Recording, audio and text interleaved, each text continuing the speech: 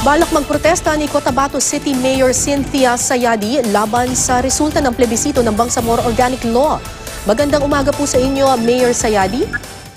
Yes, good morning. Ma'am, bakit po kayo tutol na mapabilang sa Bangsamoro Autonomous Region in Muslim Mindanao ang Cotabato City? Alam mo, from the time na nagsalita ako on air, I have been talking about abuses. At yung mga media na pumunta sa Cotabato City, nakita nila. Doon pa lang sa COMELEC level, dito pa lang sa level ng mga teachers, there were teachers na tinakot na. Sabi nila, hindi na raw nila concern kung merong mag-serve o hindi, sabi ng DepEd. Pero ano naman ang ginawa nila doon sa mga teachers na tinakot? Hindi ba dapat pinroteksyonan nila yon? Why did they allow teachers or hindi, kahit na hindi siya teacher, without PRC card, to serve as members of the BEI, hindi naman sila residente ng Cotabato City. Mga MILF supporters, sitting as members of the PLEBCOM, and then pagdating sa loob ng presinto, sila ang nagsusulat ng pangalan. Meron kaming na-document na ganyan.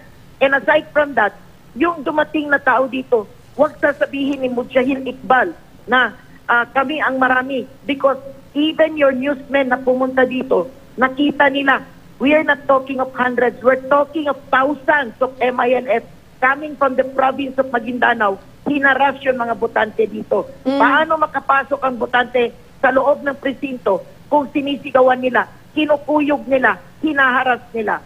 Okay. Yung figure na yan, hindi yan siya reflective sa tunay na win ng mga mamamayan ng Cotabato City. Okay, In the first place, Okay. in the first place, anong ginagawa ng mga outsiders, hindi taga Cotabato City, sa loob ng polling place, and they flock not just in hundreds, but in thousands? Okay, ma'am, pero lumabas na po yung resulta at mukhang malaki-laki po yung agwat ng yes at saka no, more than 10,000 yung agwat. Yes, sinadya yan. Sinadya nila yan because nasa outskirts yan. Yung areas na hindi pwedeng pasukin, talagang kinontrol nila. Nilagyan nila ng thousands, libo. Ang nakakapagtataka pa nito, why did they allow, the military and the COMELEC allow these people, marami kaming video and we can submit this sa proper forum, no? So are you saying na minanipulate nila itong resulta? At least in Cotabato? We are saying that. Yung areas like Biniruan, yung mga zero dots, that's impossible. Pero tingnan natin, because the book of voters will say that, no? Yung doon sa book of voters, malalaman ninyo na yung mga bumoto doon, hindi yun ang bumoto. They were flying voters and we can prove that. So ang sinasabi nyo, yung pagmamanipula nila doon sa election results ay through flying voters, threats? Aside from that, threats, intimidation, substitution of teachers who are not residents of Cotabato City, but are supporters of the MILF. Ang nawawala pa, ang nakakapagtataka, there was massive disenfranchisement of the list of voters. Yung mga botante, hindi makita ang mga pangalan. And the COMELEC should be responsible. Bakit? We are under COMELEC control. They are supposed to solve this. Ilang beses kami nag-complain. We called yung mga hotline nila, walang action. We called the COMELEC, walang action. Sinasabi namin sa military, you have to control the presence of these people because even under the Omnibus Election Code, yung pag-converge ng mga ganyan karaming tao is considered as reactionary forces na pinagbabawal ng Omnibus Election Code. Anong nangyari? Wala rin. May mga kahoy, hindi makapasok yung tunay na Cotabateño. Yung mga Christian areas, kinontrol nila, sinakot, binugbog ang ibang mga Christian. Is that reflective of the will of the people? Ano pong mga kung reflective siya, ano pong mga areas ito yung sinasabi ninyong may mga violence na naganap, na binugbog yung mga...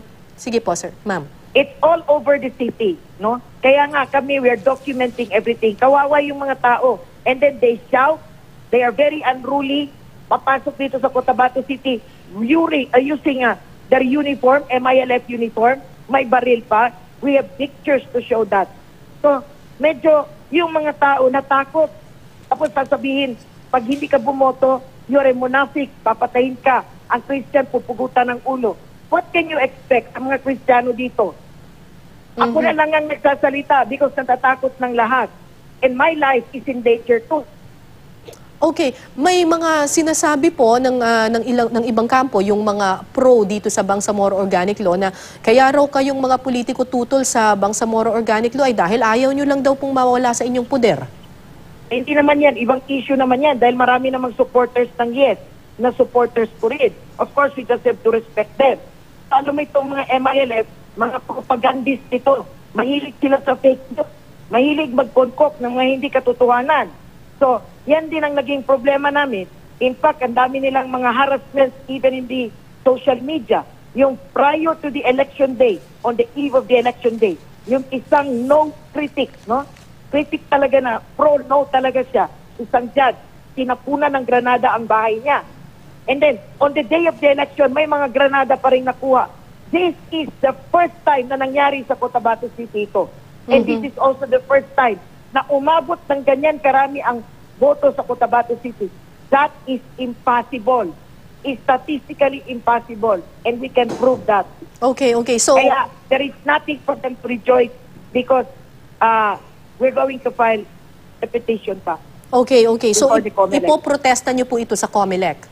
Yes, because we have hundreds, we have also so many documents to prove that it is not reflective of the will of the people. At nagkaroon ng dayaan. Yes. Obviously, you can even ask your newsmen. Ask the media, they were there.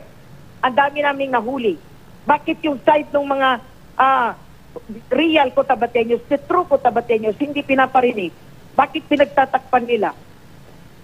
Okay, maraming salamat po sa inyo, Mayor Cynthia Giani Sayadi. Susubukan naman nating makuha ang panig ng COMELEC kaugnay ng umano'y manipulasyon sa plebisito.